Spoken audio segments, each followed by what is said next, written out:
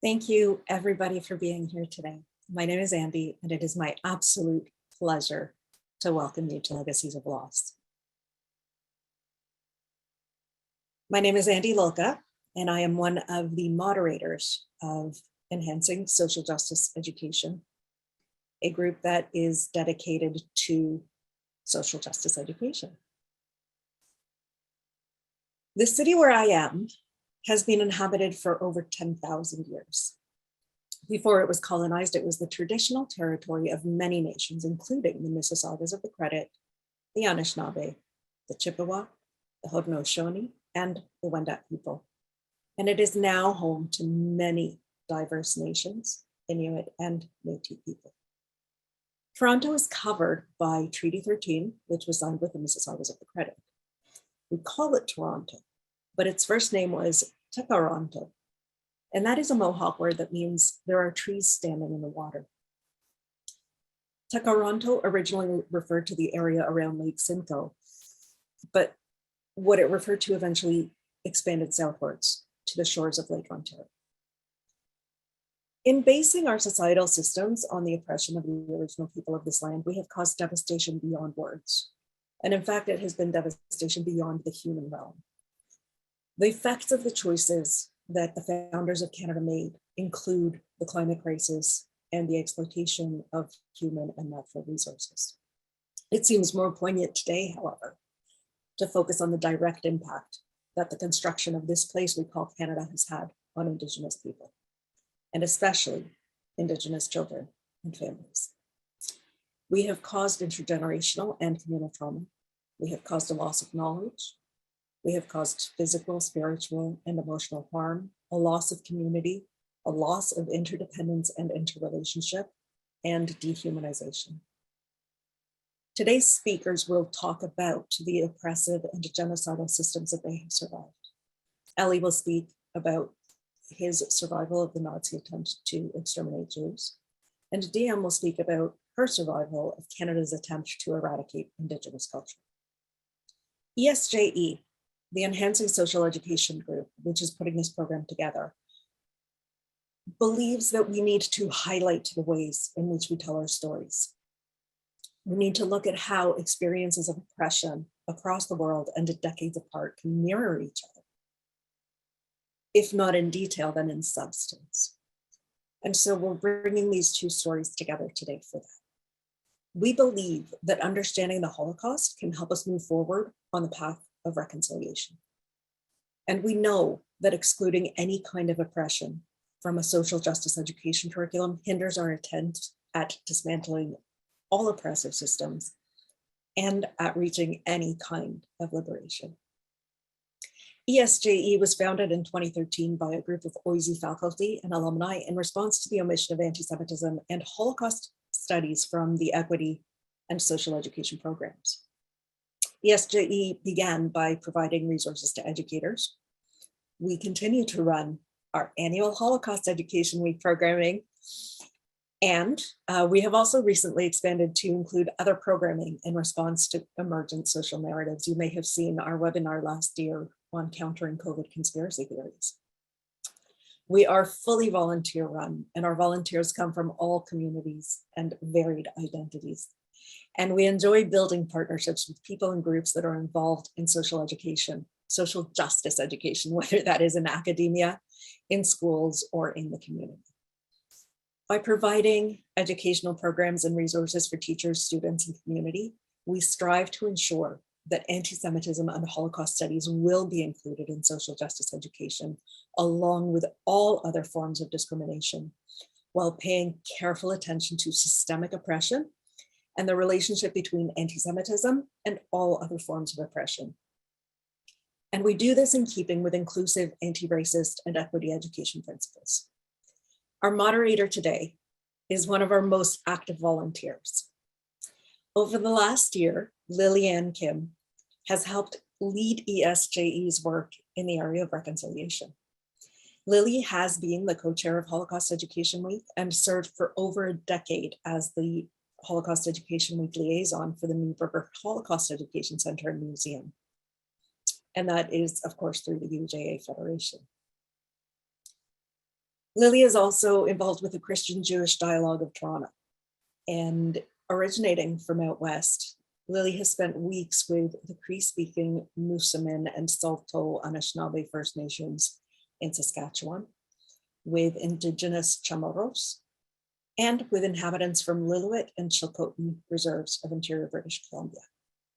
As a McMaster doctoral candidate, Lily has remained the equity officer for the Canadian Disability Studies Association and has authored an upcoming publication by Lexington Press titled Missing and Murdered Esther, Métis Queen of the Munsee Delawares. So as you can see, we are very proud to hand this over to Lily to carry on with this program.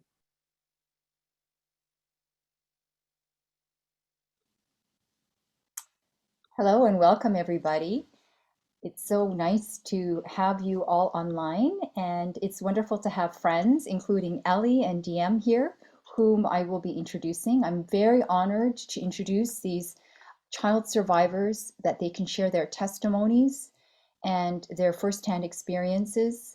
We'll begin with Elly. I'll introduce him, and then later I will introduce DM Lafortune, a 60 Scoop survivor who has firsthand experience about the atrocity that began with the Indian Act and Indian residential school system before the development of Canada's child welfare system, in which we know that tens of thousands of children were removed from their Indigenous homes and communities and put into the foster care system.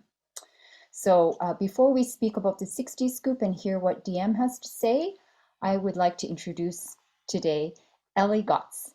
Elly Gotz is a Holocaust survivor from Lithuania, a country in Eastern Europe that sadly suffered the highest per capita death toll during the Nazi period, which coincided with World War II. As a child, Elly was spared of the most violent actions that took place in the Jewish ghetto of Kovno, also known as Kaunas. Upon the Nazi German occupation of Lithuania from 1941, the Jewish inhabitants of Kaunas met a tragic end at the infamous 9th Fort, which we will hear about, where thousands of people met their end, and then tens of thousands were subsequently deported. And these Jewish inhabitants and citizens of Lithuania were sent by train, often out of the country, into concentration camps under the Nazi rule. Elly witnessed the ensuing genocide through the lens of Stutthof as his train stopped there, and then spent the greater part of a year witnessing the genocide that took place at Dachau concentration camp in Germany. He will share with us about his survival and the family separation that was a part of his own personal narrative and experience that in the end led to, during the Holocaust, 6 million lives lost, 6 million Jewish lives. As a former displaced person, he also spent years in different countries, and then he also learned languages. He's multilingual, and I guess we would say you're a polyglot. Prior to emigrating to Canada as an electrical engineer, Elly retired and in the 1980s led Holocaust Remembrance for Christian-Jewish Dialogue of Toronto. He is also a co-founder of the Neuberger Holocaust Education Center and Museum of UJA Federation of Greater Toronto. And we are very, very honored to have you with us. I'm going to hand everything over to you, Elly. Thank you.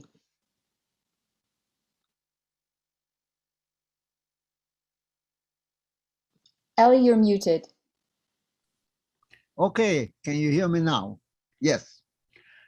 Yes, I'm going to speak about the Holocaust specifically as it applies to me, my life. I was a child in Lithuania, and I will show you a few pictures now. And I will put on the photographs so that you can see a few of the photos that I have.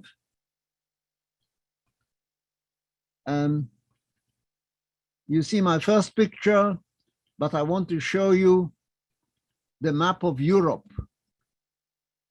Europe occupied by Germany, from Norway in the north, all of France occupied, Belgium, Holland. Italy was a partner with Germany, the whole of Southern Europe, Romania, Hungary, Greece, and a large chunk of the Soviet Union, of which Lithuania was a part in 1941.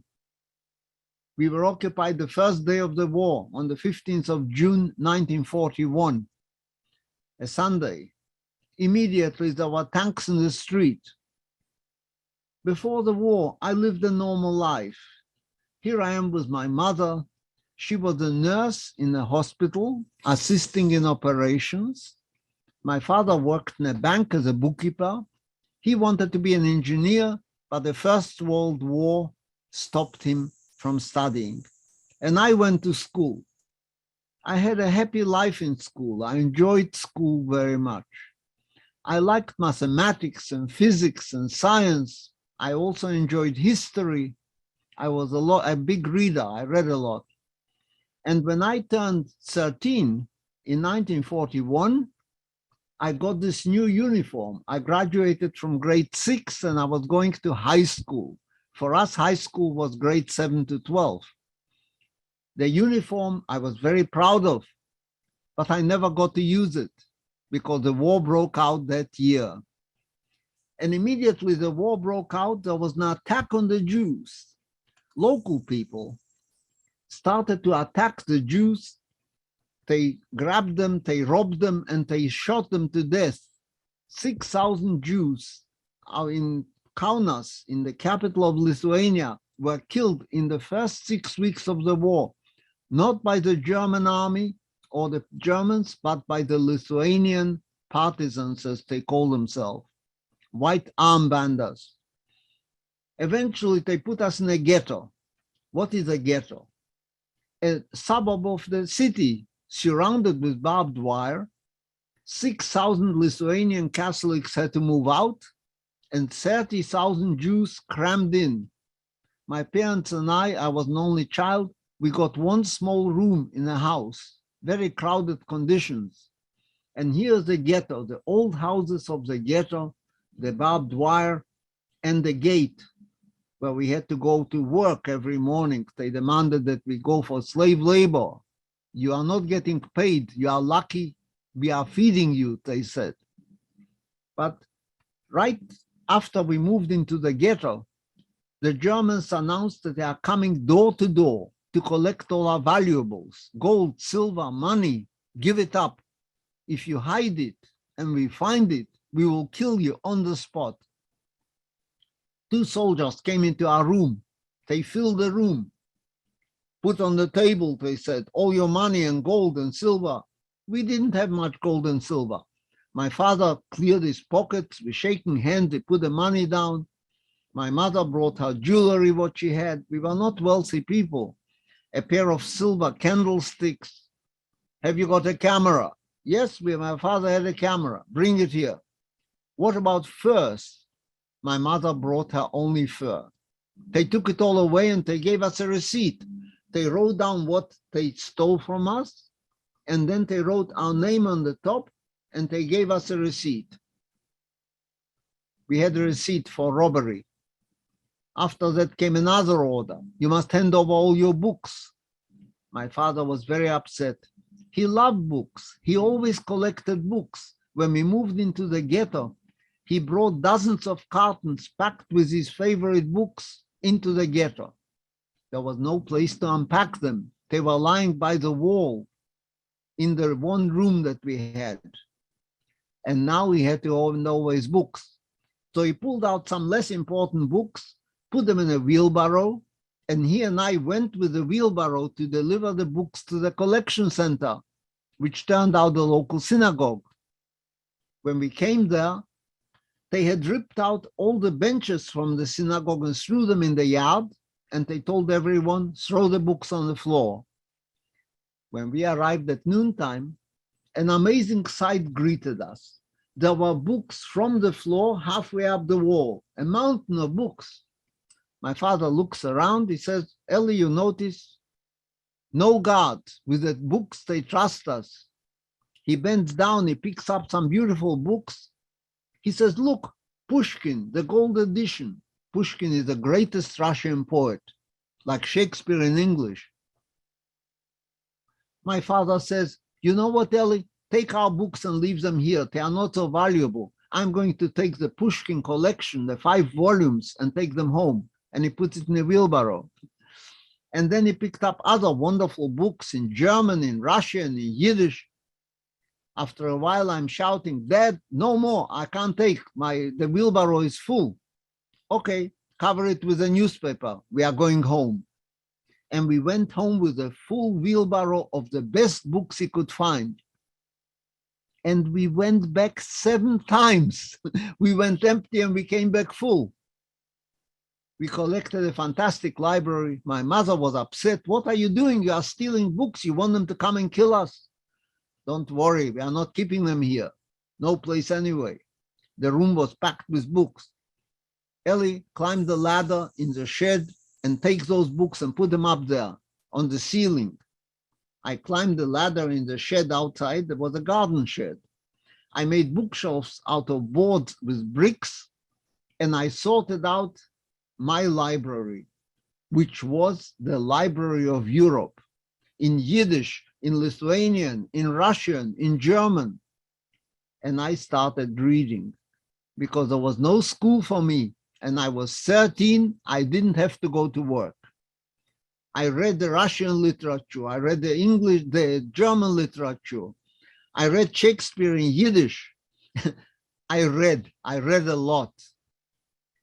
Life settled down in the ghetto. People were going every morning to work, like in this picture. Here's the gate.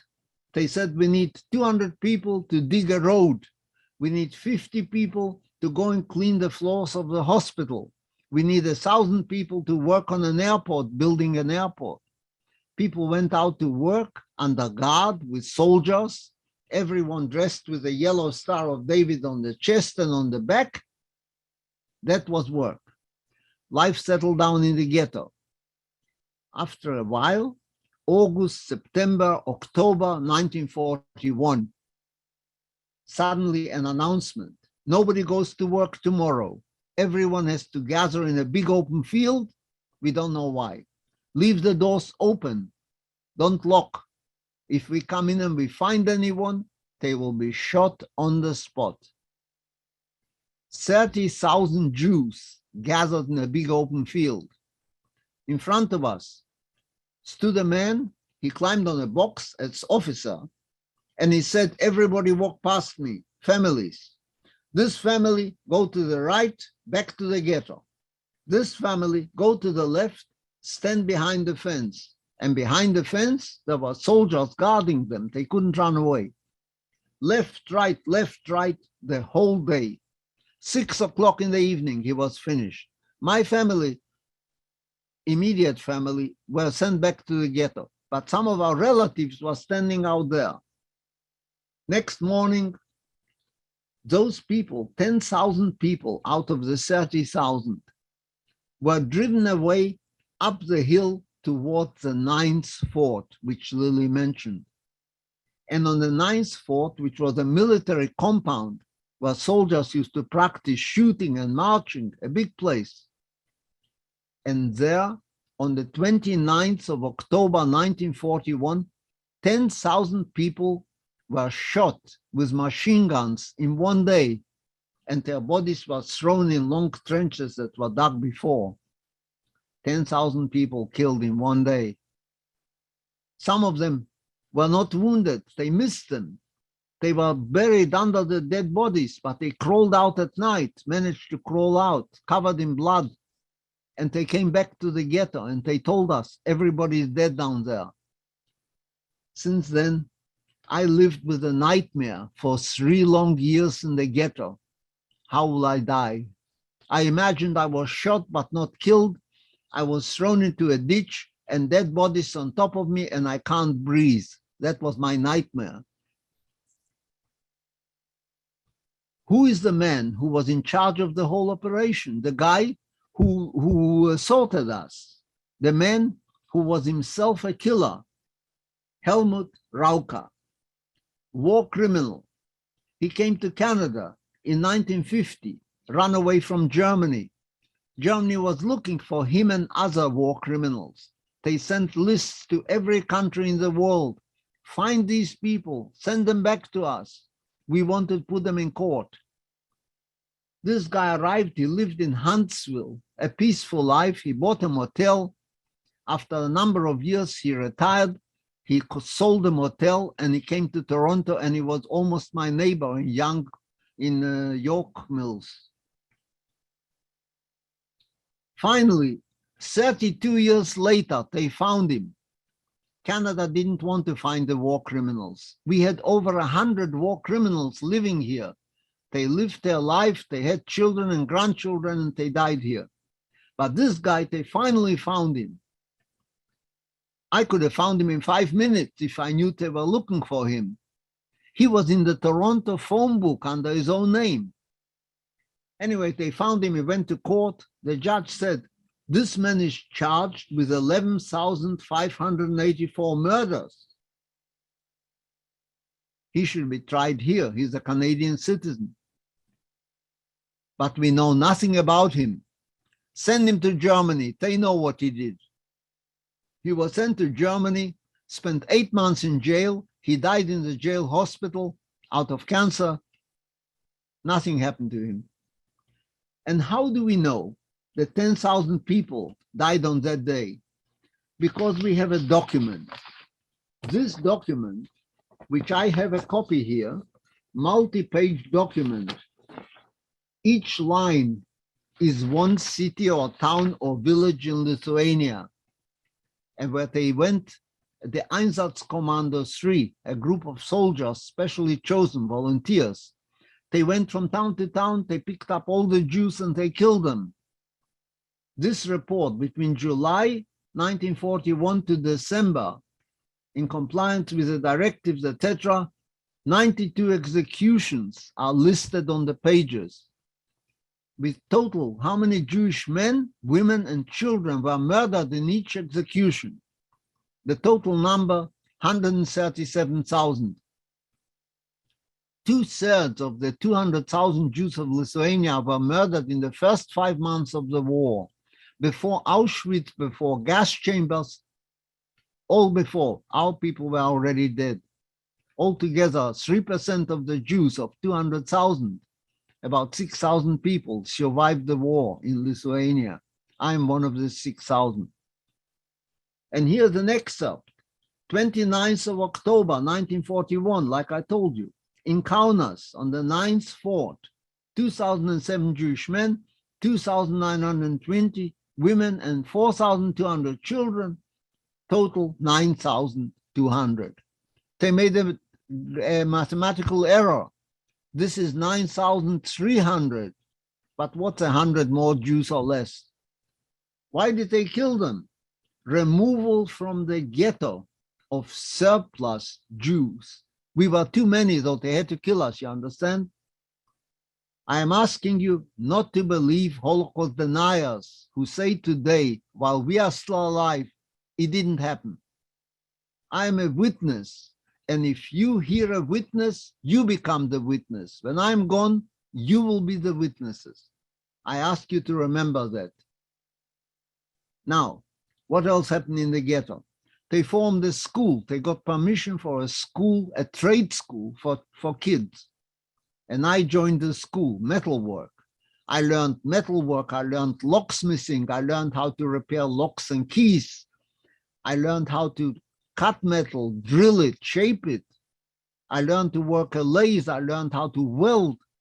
I learned blacksmithing, all the metal trades, 2 years, from the age of 13 to the age of 15. At 15, I graduated. They offered me a job. You can teach if you like. I became a teacher. And I loved it. I had students morning and afternoon, younger kids than myself. Many years later, here in Canada, I went with my wife to Washington, D.C. We visited the Holocaust Museum of the United States. And we were standing upstairs watching a screen with photographs from ghetto Kaunas.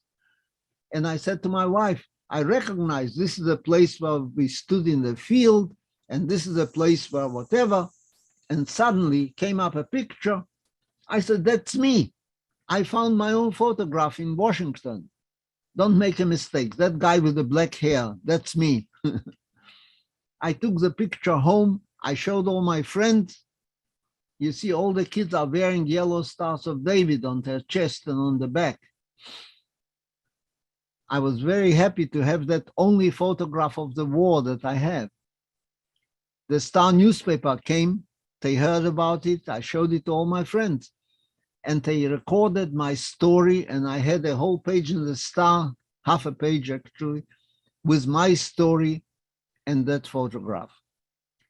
A little while later, I got a message from Israel where a guy saw the photograph in the paper, and he asked me to come to Israel, and I met him, and he was that fellow here who survived, and I met him in Israel, and he thanked me for training him so well. He had a factory now, exporting machines. We stayed in the ghetto for 3 long years. At the end of 3 years, the Russian army was coming close. The Germans were running. They said, we are liquidating the ghetto and we are taking you guys somewhere else to work.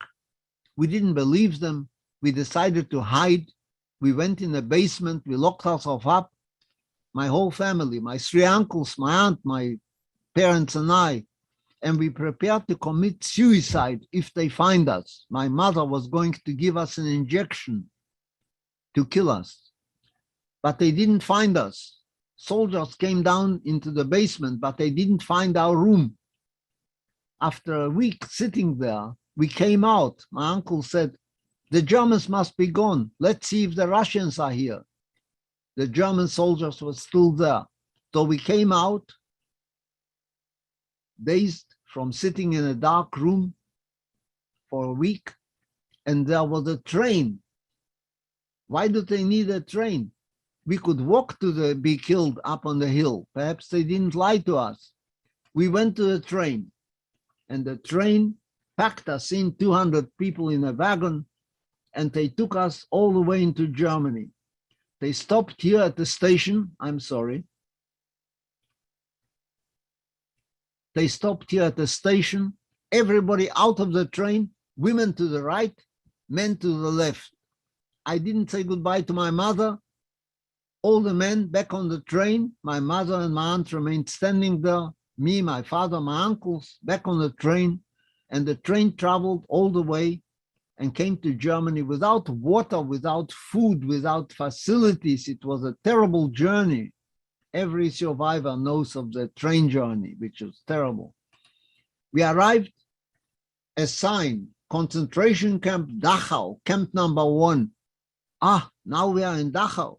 But we realized that is not the main camp of Dachau. This was a sub-camp. 2 rows of barbed wire, machine gun posts in the corner, and these huts. They took away all our luggage. They took away our clothes. They drove us through a shower. And that was the last shower we had for 10 months. And they put us into these barracks. I spent 10 months in a barrack like that. Total hunger, sleeping on the hard boards, no mattress, no straw, nothing. Striped uniforms, working 12-hour shifts, construction work, and no food. When we came back from work, we used to get 1 liter of soup, vegetable soup, no fat, no meat, parsnip soup, tasted like nothing, and 1 slice of bread, 1 slice of bread for the whole day. People can work for 3 months without eating because they have fat on the body, but that fat gets used up as energy. 3 months later, I weighed 70 pounds when I was liberated. My father weighed 65 pounds. And then we died. Hundreds of people died. Out of 3,000 men, 900 people died in the camp in those 10 months. I was very sick. We were full of lice because we had no washing facilities, and the lice brought us disease. We were scratching all the time. Why did they bring us there? The Germans were fighting a war, and they invented the first jet fighter plane. This is a Messerschmitt 262, a famous airplane. the first jet fighter. It could fly without propellers. It had a jet engine. It could fly 700 kilometers an hour. The Allies were flying their bombers at 350 miles. So he could fly up and shoot them down before they saw him coming. Dangerous airplane. We were building them. The Germans couldn't build them because the factories were being bombed. So they decided to build a very powerful building that would be so strong that no bomb could go through. 5 meters, they piled up as sand, 400 meters long, half a kilometer. They covered it with concrete and steel, 5 meters thick. Then they dug out the sand, put in 4 floors of machine tools, and the idea was to produce a Messerschmitt aircraft in mass production.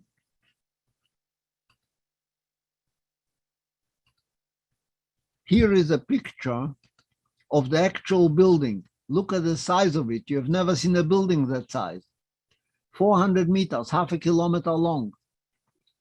A soldier, here's a prisoner. They were digging out the sand already because it was finished. Here's another picture. 5 meters of metal. Our people had to climb in those wires and wire them up, connect them up, and then they filled it all with concrete. The whole thing filled with concrete. Millions of tons. I got a job, a good job. They called for mechanics, tool makers. I picked up my hand. They took me to a pump station, 12 pumps pumping cement through steel pipes. I asked for permission to bring my father into the workshop. I didn't want him to work outside. They allowed me because I had a good supervisor, a German Meister who was very kind. He gave me bread, he gave me potatoes, he helped me survive. Other people had to work outside. They used to stand on this kind of board and hold a pipe in their hand, which was hanging down from a crane, pumping cement. But the wind used to blow them sideways, push them off the board. They used to fall into the cement and drown. One day I came home, my friend was gone. Where is he? He fell in, he's in the cement. The cement locked up his body for eternity. We worked and we died. All kinds of things happened. One day, the American army came close. No chance of building or finishing the building. They took us on a train and put us in Central Camp Dachau. This is a granddaddy of all concentration camps. 2 miles, you can visit it even now. I go every 5 years to Germany. 2 rows of barbed wire, charged with 2000 volts electricity. You touch it, you die. 32 barracks. My father was very close to death. He couldn't walk, he couldn't talk. I knew he gave up already. And when you give up, you die very quickly. I wasn't prepared to give up yet, but my father was giving up. I could see it in his eyes. We arrived, they put us in barrack number 2, crowded. Instead of the 500 men per barrack, there were 2,000. They put 4 shelves of wood and people were stacked in every one of the 4 shelves. No place to lie down. My father wanted to lie down, no place. They pulled out a dead body from the bottom bunk. My dad grabbed the spot. He climbed in there and I thought, I will find him dead tomorrow morning. And I don't know where my mother is. I was so upset. I fell on the floor. I was tired, worn out, and I fell asleep. In the morning, my father is still talking to me. You have to get up to go for the soup, noontime. He can't get up. He gives me his dish. All we owned was an aluminum dish and a spoon hanging from our jacket. I go in line. I got 2 soups for him and for me. He grabbed the soup and a piece of bread I got for each of us. And before I could give him the bread, people are shouting, "The Americans are here, we are free." I said, "Father, we made it. They promised to kill us before the war was over, but we succeeded, we are alive." "Oh," said my father, "that's good. Have you got the bread?" That was my moment of liberation. Have you got the bread? People came out to greet the Americans, those who could stand. I was sitting with my father in the barrack. I was afraid he would die on me, even though we are free. He was so weak. But he survived. An hour later or two, he climbed out and he stood in front of me and he said, "So now what?" We went to a hospital. 6 months we stayed in hospital. 3 months after arriving in the hospital, we found out that my mother and my aunt survived the war. My whole family was complete. We found my mother. I was so happy. We stayed in Germany for 2 years. I had a problem when I came out of hospital. I was going to kill Germans. I wanted revenge. I was furious at what they had done to us. And I only looked for a gun or for poison to kill Germans. That was my idea. And one day I said to myself, what are you thinking? You can't kill people in peacetime. Forget it. You are not a killer. You don't know whom to kill. You want to kill that woman. She has done nothing to you. I taught myself to stop hating. I stopped hating. You can't hate a whole nation. I only hate the people who did it. I gave up hate forever. And when I gave up hate, I started to live for the first time. I remembered I want to be an engineer and I haven't got high school. I hid the books. I studied mathematics and physics and science, and I got a course in electronics. I learned how to fix radios. I want to be an electronic engineer now. All kinds of difficulties. I want to tell you, my parents decided to leave. We couldn't go to Canada. We couldn't go to South Africa where we had relatives. No country wanted Jews. Nobody wanted us. And we couldn't go to Israel because it wasn't yet established. It was under British law. So we were stuck in Germany for 2 years. I was accepted at university in Munich after 2 years. But when I came home and told my mother, she said, "You are not going. We are leaving. We are going to Norway." We went to Norway. Norway was very nice to us. 3 months, I learned Norwegian very quickly. I knew 4 languages. The 5th one was easy. I was working as a radio mechanic and I was going to school at night to get Norwegian matric. My father writes to his uncle in Africa, "Send some money. My son wants to be an engineer and he has to work." And the uncle says, "I can't send money, not allowed. But if you come to Africa, I'll make sure your son can go to university." So we got up and we flew to Africa, not South Africa, Rhodesia, Zimbabwe now called. Arrived there, I need English. I didn't have a word of English. So I just learned Norwegian.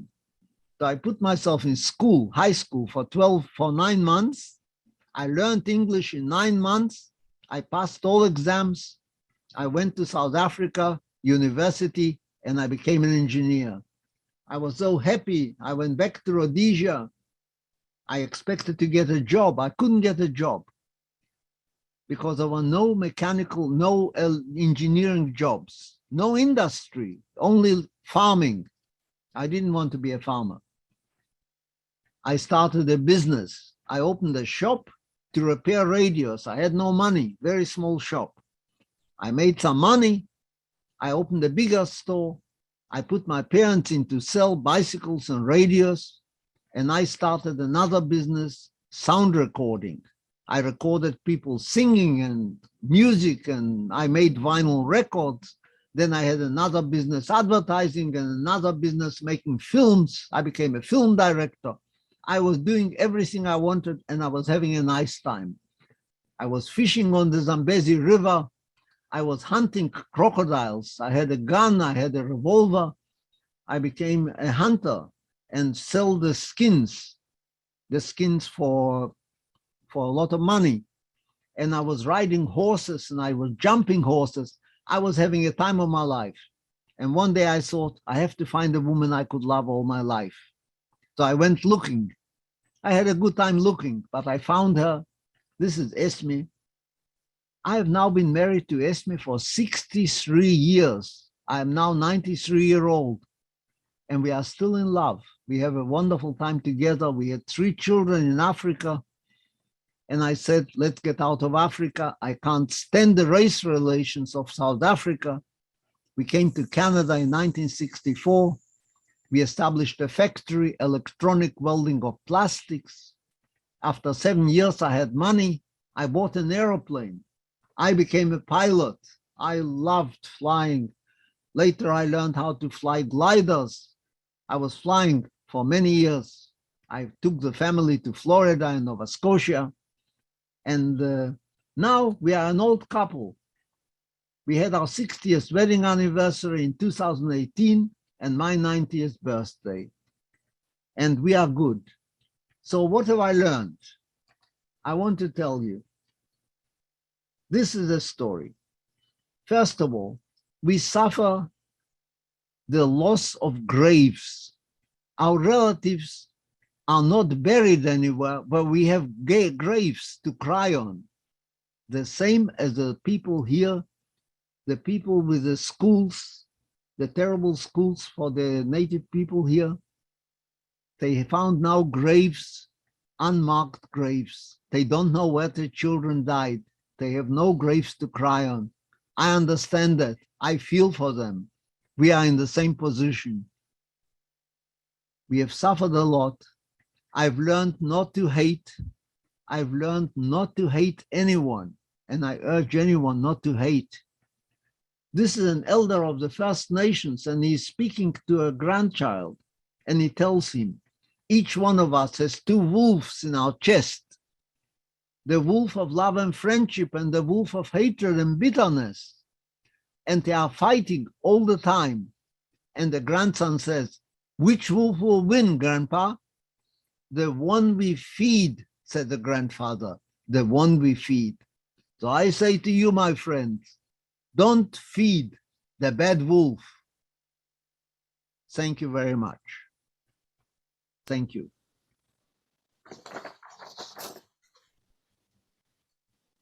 Half an hour exactly. Thank you, Elly. I have the privilege of thanking you first before Andy will thank you at the end. And I also have the honor of introducing our next speaker, DM. And speaking about Helmut Roca, the SS officer whom you discussed, the one who was found in Toronto here, ISAT's Commando 3.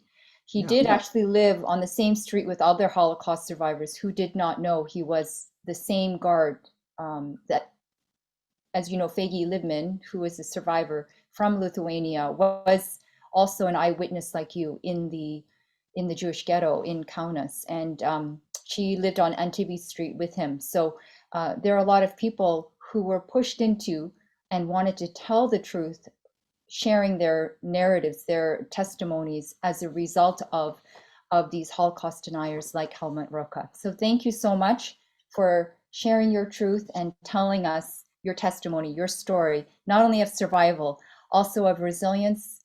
And despite all the tragedy, we thank you so much. I would like to also share about DM Lafortune, and she is on here with us. And Elly will have you back for the question and answer very shortly. And DM Lafortune is an artist, a musician, and a writer, an educator, and a teacher.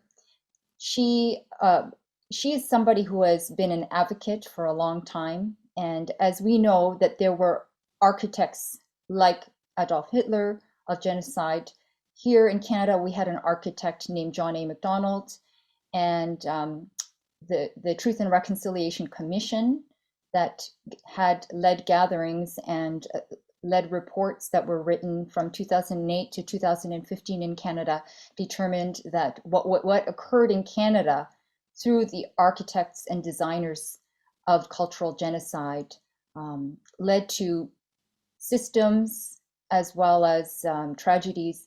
And we will hear about this 60s scoop atrocity that DM Lafortune will tell us about.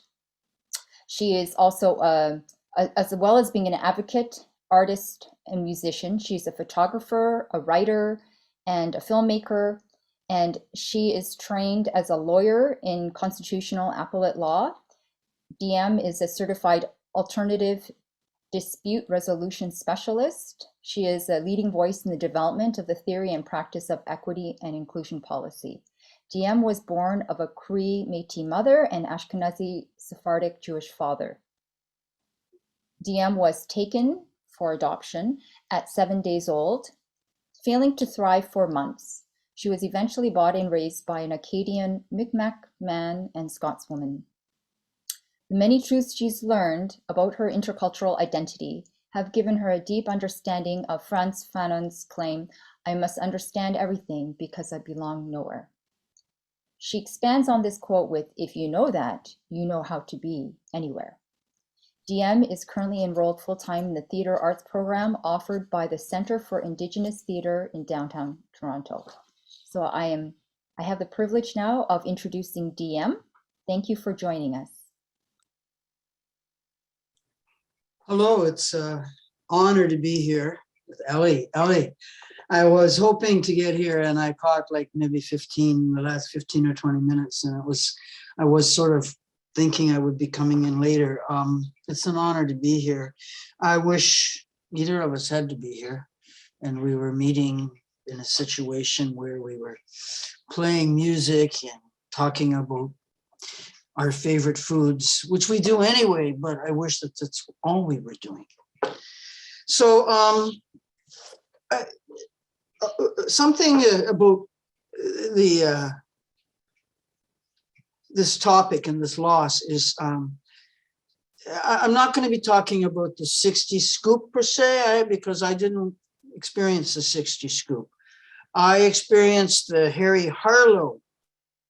Dr. Harry Harlow plan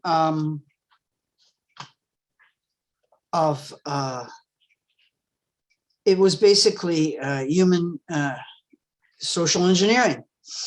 He did the the primate deprivation experiments on the monkeys. You remember ever seeing the show where you take the newborn monkeys? They have one that's, excuse me. They take them away from their mothers at birth, and they give one to an empty cage, one to a stuffed toy, one to a stick, and one to another monkey mother. And they determined that if you just gave the baby to the other monkey mother, everything would be okay. There were no longitudinal studies, and of course, they didn't have any idea of the different sensitivities of these baby monkeys, but they concluded that that was okay, justifying moving forward, no big harm done, to move forward to doing it with newborn infants, human infants. And of course, there was a vast supply of young single mothers having babies out of wedlock because they got themselves pregnant. And that resulted in what used to be something to support the mother and baby, to keep us together, would end up turning into an industry. The fourth largest industry in North America is the adoption industry. And the last year I checked, which was for a court case I did to the Supreme Court of Canada, the adoption industry in the United States was $14 billion a year. That was net. And that was only the legal industry, and that's the fourth largest industry. And that's basically the buying and selling of human infants. One of the things about the adoption issue, and it's going to tie right in, is it was used against us to, and I got adopted. A lot of kids didn't get adopted because they looked more Indian than I did. I passed, so I got adopted. But you need to know that on my record, the Catholic Children's Aid Society. What are the Catholic Children's Aid Society taking Jewish and Cree children? Why are they doing this? It's the continuation of the Crusades, as far as I'm concerned. Anyway, I got adopted, but they actually says in my record, convinced my mother to give me up so that I would be freed up for adoption for a needy and fertile couple. Since when is the state or the church in that business? And I'm going to bring it back because my experience and how it's treated and how adoptees and adoption is regarded in this culture now, I hold on to my hate because of that, because I need that deep energy in order to, I can compartmentalize my hate and put it over there and call on it. And I need it. I need it because without it, I can't keep going. And it's a funny kind of thing. It's a hate of a system. Because just recently I was told by somebody that I was lucky to be adopted. So I was lucky to be taken from my mother at birth, never to see my entire family again, not have my records. And yes, the records are still sealed, people, in Ontario. And I'm 66 years old and I still haven't seen my original birth certificate. And I cannot see that statement of paternity on which my birth father's name is. My birth father's name is Lou Brown. Lou Brown is the son of Zygmunt Bronowski from Lutz, who owned Brown's It's a Short Man's World. He didn't know about me. My birth father didn't know about me because when my mother got herself pregnant, quote unquote, in the records, my father's mother, my Jewish grandmother, basically a Holocaust survivor herself, the sole member of her family, from the family that didn't split. They had found, we had family on that side, Sherman, who came over way back, like, I'm not even sure about that. And then part of the family that stayed, and she was in Russia. She went to Berlin when she was 12, and then ended up in Edinburgh.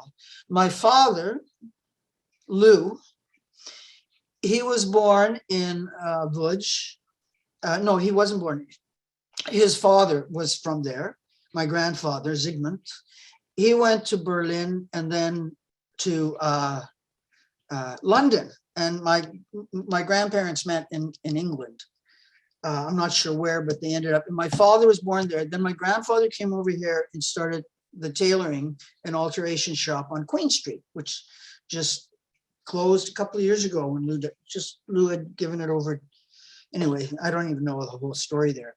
Anyway, I met Lou a few times and I knew that he denied me, but I met him at a shoe store across the street from his store. I was looking for shoes and we looked at each other and he was talking to the salesman and he said, I don't want any shoes that aren't better than walking on air or lighter than clouds or whatever that is. And I was standing there and it was like, I heard his voice and I went, that's my father. And I said, I don't know where this came from. I broke into a Hetty West character and I said, I'll make you a pair of shoes, Lou. Because I learned to make shoes too, Elly. I'm a shoemaker as well. And we sat down and I showed him a picture of my mother. And that's when I basically learned that he didn't know about me because my grandmother had sent my mother away. She was told she could keep her space where she was staying with us at the back of the store in the apartment that she would be getting, or she could keep me. But she had to choose between a place to live and me because she didn't want her son's life ruined by marrying my mother, who wasn't Jewish. But it wasn't that she wasn't Jewish either. It's that she wasn't white. She was Cree. So the wounds of the great losses we have get in the way of our ability to have empathy. And I know there was a point in my process, when I found that out in 1999, I was on a waiting list for 23 years. I was checked in with 17 psychiatrists to find out what was wrong with me. I had this boiling rage, but it was totally tapped down. And when that cork went, I just hated, not anybody in particular. I just hated. And when I finally met a shrink, a German shrink who had never heard of my adoption, and she knew I was Indigenous. She'd heard of it as Indigenous people and children being taken. That was the 60s group. They took the 3 and 4-year-olds, okay? Because they could put the 3 and 4-year-olds in kindergartens, they were placeable. Let's talk about what they did with the infants. That's a whole group of children, my people. We don't talk about them, but I'm talking about them, and people hate me for it. It's too big. But as the discourse opens up and we talk more and more about tell me a real adoption story, and the truth is we're the only people in the world who have everything taken from us. Our loss isn't acknowledged. We're expected to be happy, and nobody wants to hear from us what it's like. And that invalidation is where the hate comes from. To scream and scream and scream and strike and punch, like that pain we have carried for disenfranchised grief. Because the opposite, if you don't grieve, what's the flip side of grief?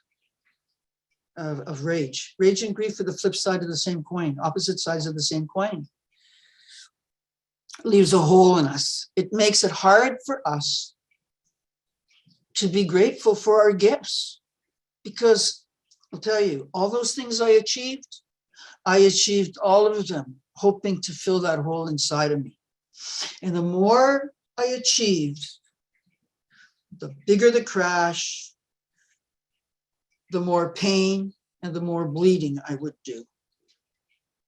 And I then move on to something else. And I would fawn too. I would put myself in situations that were really abusive because I had this incredible fear of abandonment. You know what? You pick up a little kitten at birth and it screams, you put it back, it stops screaming. We were picked up and we were never put back, and we're supposed to be happy. In fact, the Harlow experiments, were 5,000 of us, they told our adoptive parents not to tell us we were adopted because they're doing a longitudinal experiment on whether we would know the difference or not. Well, you know what? Yeah, there are some graduate students that get permission to read our files and see what's happened. But for the most part, they just want us to all die off. They even let us marry our brothers and sisters now so they can avoid lawsuits, because I'm not making this up, okay? I mean, the thing about the Holocaust for me, and I'm just gonna, is that the Holocaust is significant because it is just such a symbol of how evil people can be, and that anything is possible. And that it's a huge, and we can organize to do it. Well, this was organized, just like the genocide in North America. And I don't call it cultural genocide. 4 times as many of us adoptees are successfully suicidal. We're really dying off. We don't have any medical records. And I struggle, like what I'm doing in the theaters is telling these stories, but I still get people trying to compare what it is to be adopted in North America to all kinds of other things. And there really isn't a comparison. And the reason that is precisely because we're supposed to be grateful and happy about it. But it's not us you're hearing from. We're the only people that you wouldn't go to a white person to find out what it's like to be Black. You wouldn't go to a Scots person to find out what it's like to be Korean. But people learn about adoption and the killing of the soul by talking to everybody but us, people that are making money off of the buying and selling of human infants. I'm a lawyer. You want a healthy white infant, newborn? Give me $70,000. I can get you one in 10 days, okay? This is the reality, and it's happening. So that hate is over there. It's knowledge. It's very useful to understand the rage that I had, the hate-filled rage I had. It gives me an incredible sense of empathy because I understand people that hate, and I understand they must have a big hole in them. I mean, I look at a picture of baby Adolf Hitler and I think, what the heck happened? Donald Trump, with holes, intergenerational. This is what we're all experiencing at some level. And in many ways, as an Indigenous woman, Métis, and a Jew, I have that small blessing, that silver lining. I know what I've lost. So many people have no idea what they're lost, and they're walking around with the wound. They're working from the wound and not the scar.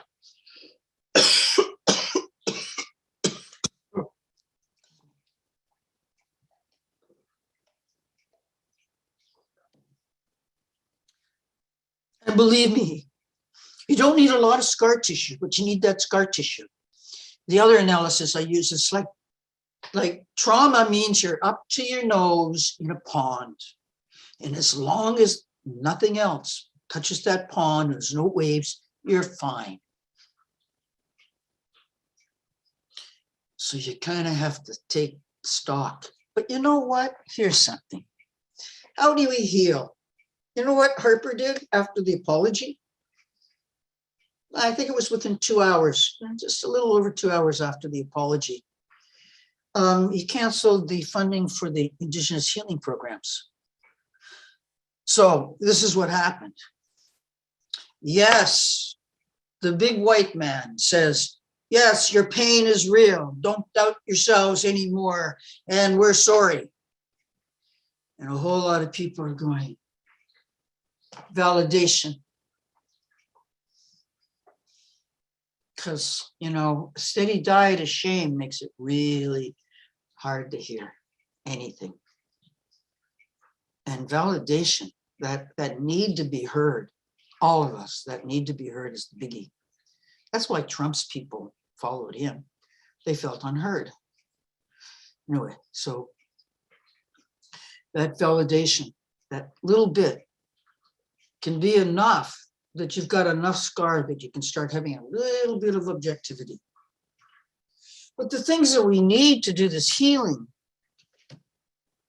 here's a perfect example of the way this society looks at healing and what they've done. They're willing to pay $300 an hour for me to see a shrink an hour a week, take medication, and I would still be doing that, except for my spiritual life, my indigeneity, which I held on to, and my Judaism, which at a deep level is there. The spirit is strong, and it took a beating. So I was able to stay alive and not get killed by the hate that was woke up in me when 43 years of every loss, every trigger, everything that I had tapped down, I was not effective. Thank God I'm an artist because I put it in my music, I put it in my photography. But to talk to me one-on-one, I was like, you couldn't read me. I wasn't stoic. I was appropriately passionate. I was playing the role. And adoptees are really good at playing roles because our lives depend on it. But it's not the role we want, it's the role that's carved out for us. Because, you know, if your mama abandoned you, what's the rest of the world gonna do to you. It's an existential nightmare. I found some Quaker people that I met because it was through music, Joan Baez. It was music. It was music and art. And they happened to be child psychiatrists, which was interesting. They started they began the alternative to violence program up in Penetanguishene. And they met me, and I was a breath of fresh air, and that's what they said. I was cooking an ecological, just hold on a second. I'm going to shut my door here. I didn't realize it was open. I was cooking this dinner for these Quaker people. Part of my running to the Quakers was because Joan Baez was a Quaker, and Joan Baez saved my life. Be not too hard, for life is short, and nothing is given to man.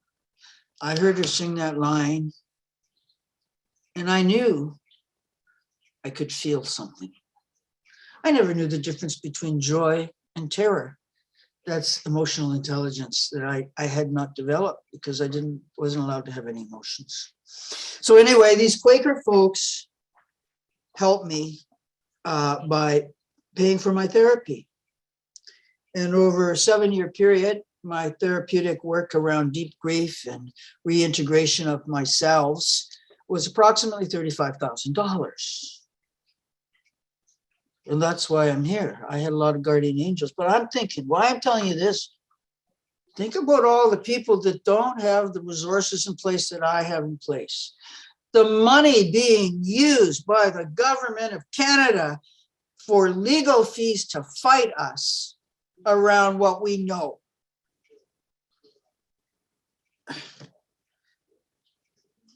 Damn, imagine 1,000 knees just I'm strong. It's not a bragging. I'm strong. I'm smart. I'm in there. And I still have this fatal thing in me where somebody could say something like this. Oh, yeah. Yeah, I remember that. It's kind of like this. Just shut up and listen. When people haven't been heard for hundreds of years, you know what? Just listen. Just listen. And that's what I do these workshops, and it's about being grounded in your own stuff so you know your own pain, so that you're working from the scar and not the wound, so that you can listen to somebody else and not be triggered and think you need to compete with the pain marathon. You see it all the time, and I'm working through it. I don't even know if I want to work through it anymore. I didn't hear, somebody hurt me really badly by saying, you're so lucky you're adopted. That was comparing me to be somebody who was stayed in the system as a foster child, like a lot of our kids do. And that they got bounced around. And that sucks. It doesn't mean you know anything about what life in the adopted family was. I had the same crap, abuse, all of that stuff. So don't, this myth that it's a good thing. So this being bounced around, that hurt me so much that I was in a ball. And I hung up because the rage came up too, because it's just like a validation from somebody I thought knew me. And then negotiate. Books are going to be read. Educate yourself. And this is, ES, enhancing social justice education. How can we expect teachers to teach about the Holocaust and teach about the genocide in North America if the teachers themselves, it isn't mandatory in teachers' colleges, it isn't mandatory in university, it isn't mandatory in high schools, it isn't mandatory in junior schools. If you make laws demanding people treat people that they think are a-holes differently, like the people, well, we're not. And you don't do the educational work, we bear the brunt, okay? So that's that piece there. But the thing that I'm getting at is that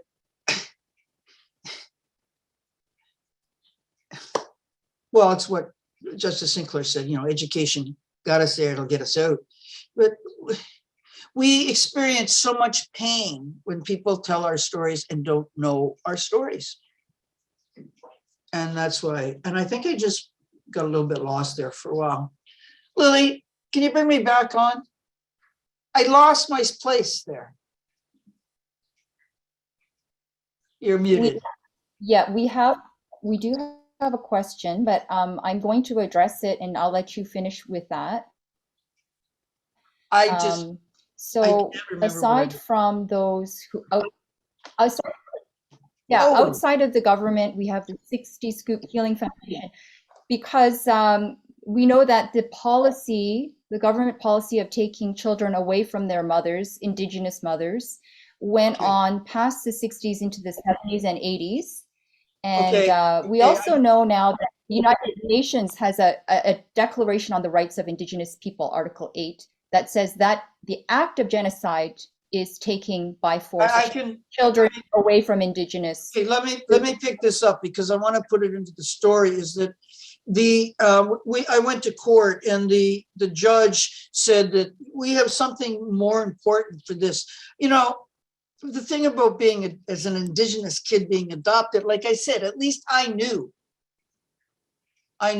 there was something different. There are people that don't find out they're adopted till they're 60 or 70 years old. But what I'm getting at is the courts did not see the Convention on the Rights of the Child, which says you can't separate. The court in the adoption case, which this law was designed specifically for by Michelle Landsberg and Stephen Lewis, the court said it didn't apply because I'm now an adult. You see where what we're dealing with is they only see babies. We grow up and we're really angry about what's happened. And they're still doing it to us, which means there's a whole lot of angry, broken people up there. And Frederick Douglass said it. It's easier to raise healthy children than fix broken people. So these are all tied together because the thing is, we're growing up really angry and with so much potential because the fact of the matter is we survived something that a lot of people would survive. And that's it. So what we have in common is with the denial of our losses, continuous triggering and a continuous churning of hatred. And for what I'm getting at is to really overcome that. We need to make space for the stories, the lived experience of people that are survivors and thrivers. Because otherwise, it's just people telling, basically commodifying our pain. And I don't want any part of that. So, and this is really hard because, like I said, I just recently got triggered because my friend came back to me with an email basically that was, I didn't get in her email. Her stuff is really important. I'm not ignoring it, but I didn't hear anything reflected back in her email that she'd read the books, and it could basically say, you know, I didn't understand. I kept saying, I don't want to hear about your adoption trauma. I didn't understand that adoption is trauma. The Holocaust is trauma. Being separated, all this trauma. Anyway. And so I'm doing theater because it's a way I can use all of that stuff. And it makes me feel good working with other folks and hearing other people's stories. And that's why enhancing social justice educations, that's why I'm with this group. And this work is important. Thank you. I want to thank you. I want to thank both of our speakers. I'm also going to open it up to questions. We've had so many people write in and say thanks to both Elly and to DM, and also the complexity of this message of trauma that begins in childhood. Thank you for your strength, for your courage, and for your experience that helps many people find their way. Thank you for your guidance. Trauma, and as you said, the commodification of pain is part of the complexity of the message that both of you have brought up. And one person wrote about this, how to escape the cynicism as a survivor. And DM, you talked about theater and song. So for both of you, what are some things, you know, when the pain is so great, what are some things that have helped sustain you and also helped you to recover a sense of your identity when the process and the acts of genocide would have taken that away from you? If you could answer. Elly, I see you've unmuted. Yep. Yeah. For me, history of the Jewish people was my redeeming element. I knew that I'm going to die, but I also knew Jewish history. In time, the Romans, the Greeks, the Babylonians, and later in Europe, the pogroms in Russia. It was unfortunate that I had to live in a period when we were again persecuted one by one. But I knew that we were part of a long line of people. And I recognized the parallels between previous generations who suffered and my own. So it gave me hope that the Jews as a group will survive, even though I will not. It gave me succor. It gave me an inner peace. Yeah, I'll be the sacrificial lamb together with another 6 million people, I found out later. But I did not take it personally, so to speak. I felt I was part of a community who is being sacrificed for nothing.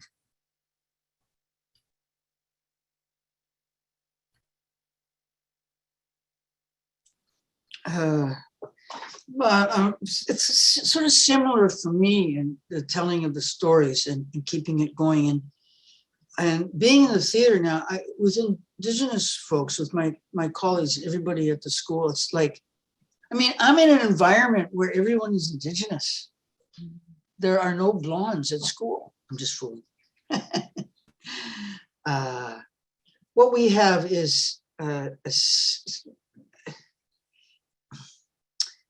and not having to explain myself around this. But what's really happening is there's a really healthy adoptees' rights community. And there's a whole language around it, like adoptees who no longer are in sort of adoptee Stockholm syndrome, which we call being fogged. We're unfogged. Hey, wait, you did this to me. This is an experiment. I don't want to be part of it anymore. And that support out there. And underlining that is, I was 12 years old when I was at Mariposa Folk Festival. I was like this kid who was there, precocious as you can get. And Elizabeth Cotton, who's this famous freight train, she was there. And I saw her and she looked at me, and I went over and I sat beside her, and we were listening, and there was all these guys on stage, and they were joking, and they were saying some really racist things. And I looked up at her. I was stressed out and that, and she just said to me, she said, "You'll get by if you know and accept that you're just supposed to keep the dream alive. It may not happen in your lifetime." And I hold on to that because she saw my pain. And I think she saw that I didn't know where it was coming from, where it was from.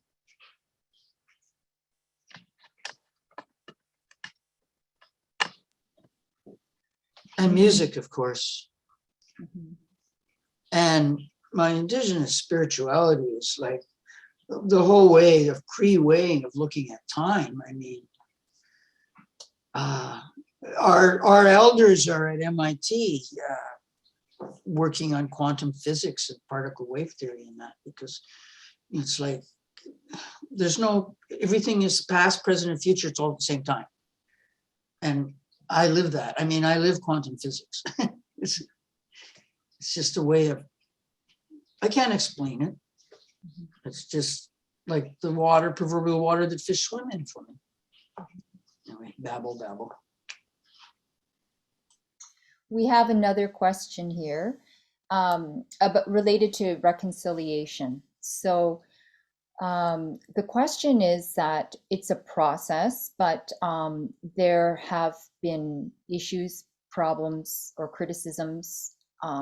What are your thoughts, I would ask, and are there ways that we could even improve this process?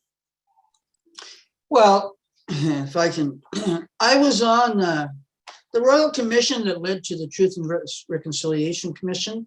I worked with my auntie, B Medicine. She was one of the 4 editors of the big report, the 3,000.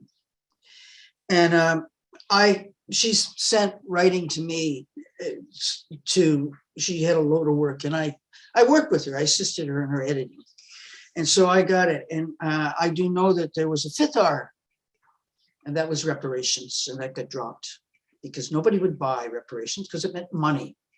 And there's this thing in this world that is that money, that when Indigenous people are being given money, it's some kind of handout.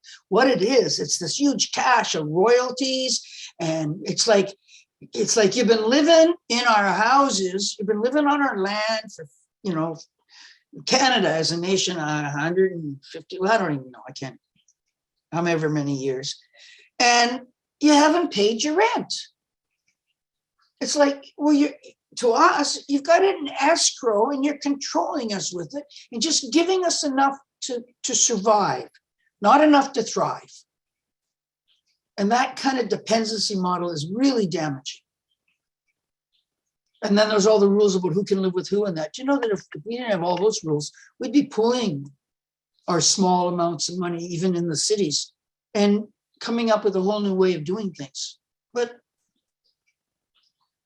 it's the management of the poor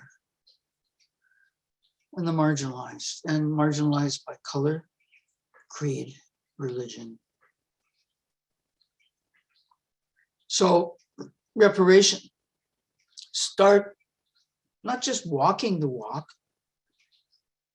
Walking the walk is pay up. The idea, the white supremacy informs the ideas that we can't manage our own lives, or that we're not allowed to make mistakes like you make mistakes, is a real pisser. Because quite frankly, the world's been screwed up by patriarchy for 7,000 years. Economics is the management of the household. Well, we got a whole lot of people running the world who even now won't even do dishes. So, whew.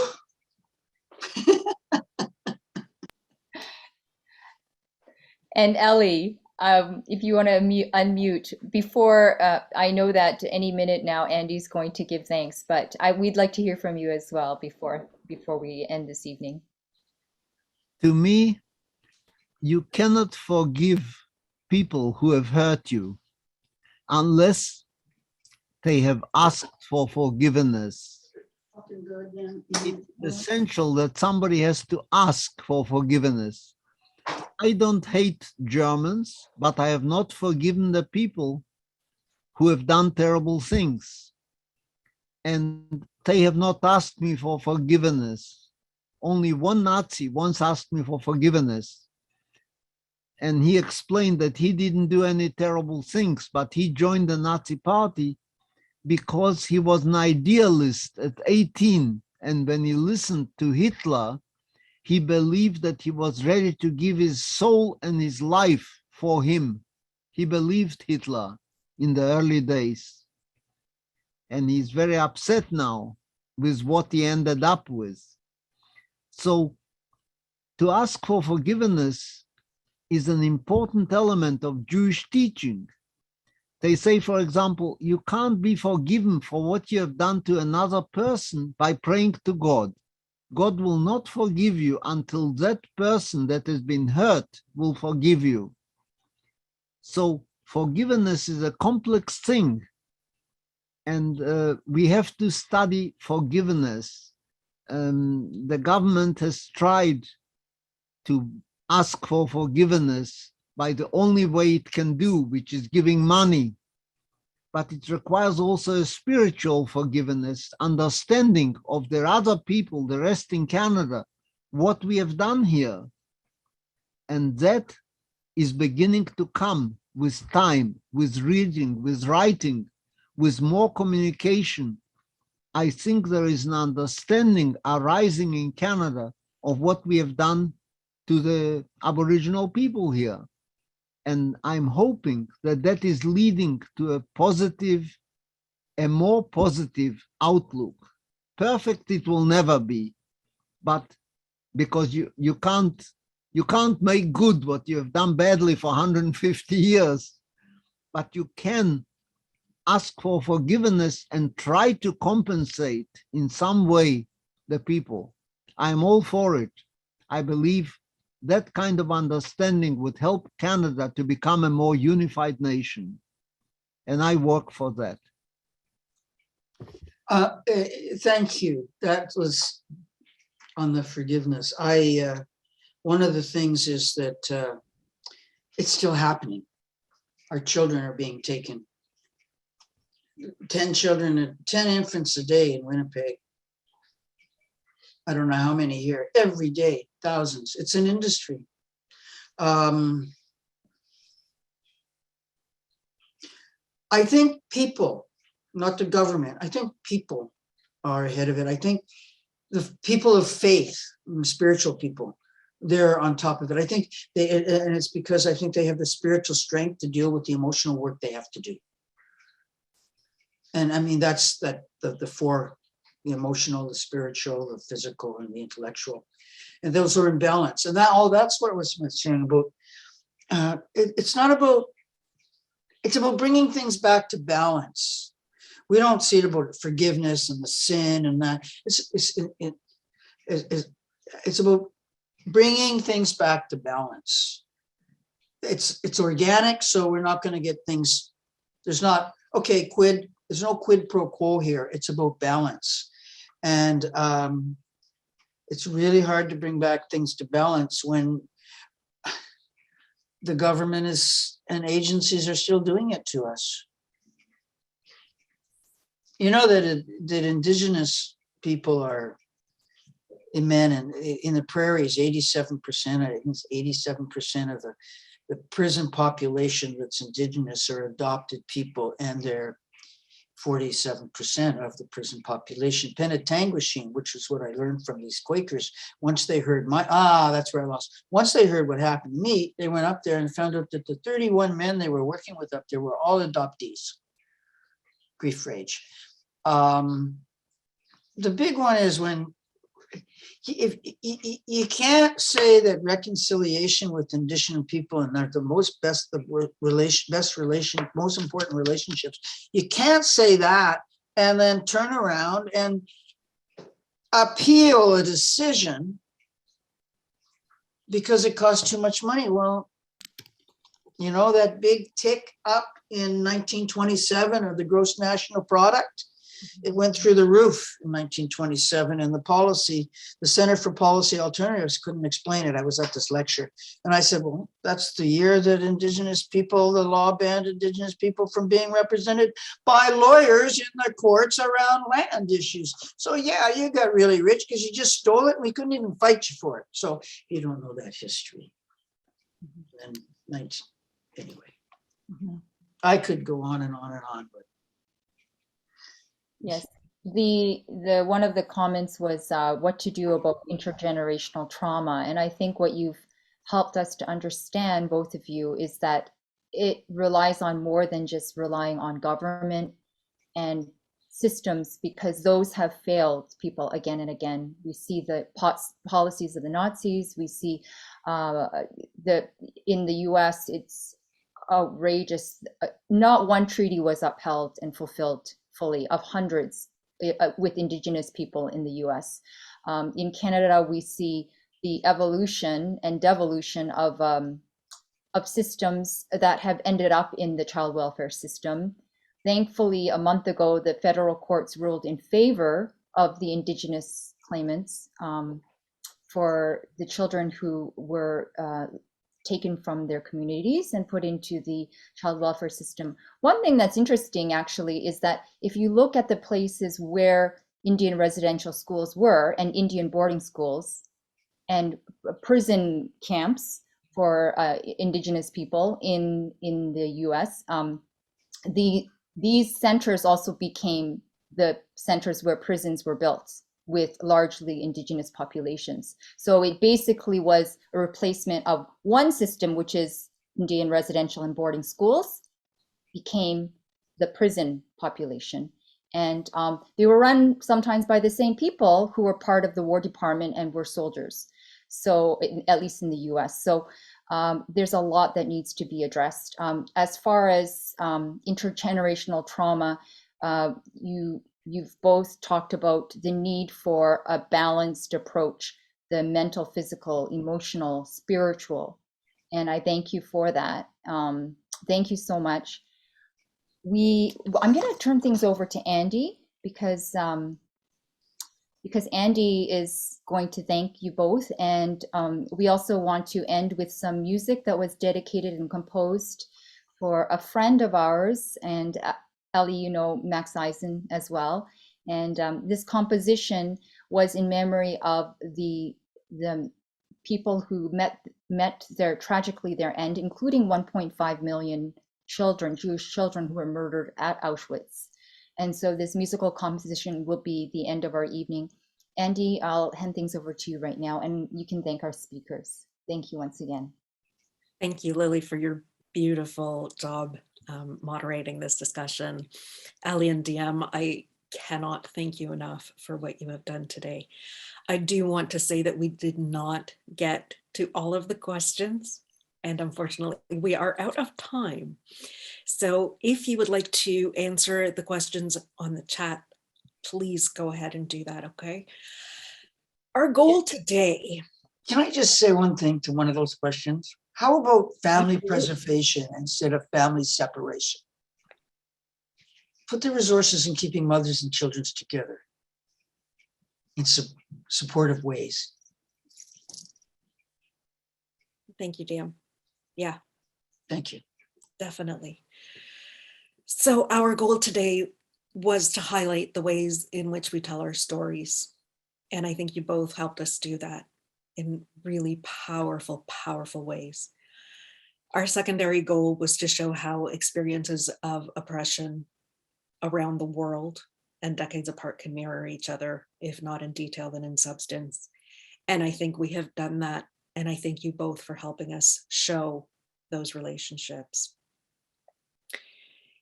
It is not comfortable hearing the testimony of survivors ever. And yet when we sit through that discomfort, we can gain so much understanding. The theme of this year's Holocaust Education Week is misinformation. And in the light of so much misinformation, it is so much more important for us to hear your stories directly from you. And in these stories, we have heard so much rage, so much grief, and how you were both able to find empathy. And I cannot thank you enough. I was in tears with both of your stories. And I think I will continue to sit and learn from these lessons for quite a while longer. Thank you both so very, very much for your presence here today. I also need to thank the people who helped put this program together. And that would be our organizing committee, whose names you can see here.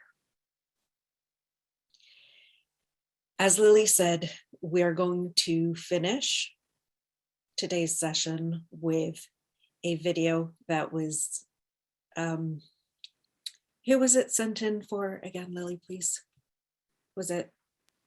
Max Eisen, who is a friend of ours. Elly Gotz knows him well as well. And he is, along with Elly, they were very active in Christian-Jewish dialogue, as well as the Neuberger Holocaust Center's program called Holocaust Education Week. So this composition that was made in memory of Max Eisen's testimony of survival in Auschwitz as a child survivor this musical piece has been composed and shared. It's also on YouTube if you look it up under Max Eisen. Thank you, Lily. Thank you, Elly. Thank you, DM.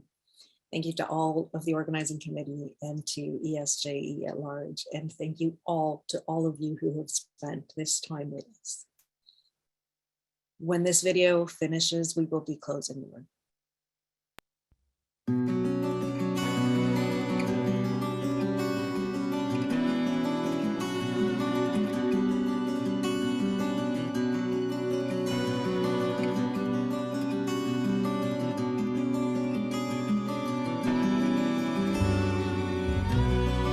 It's just my child.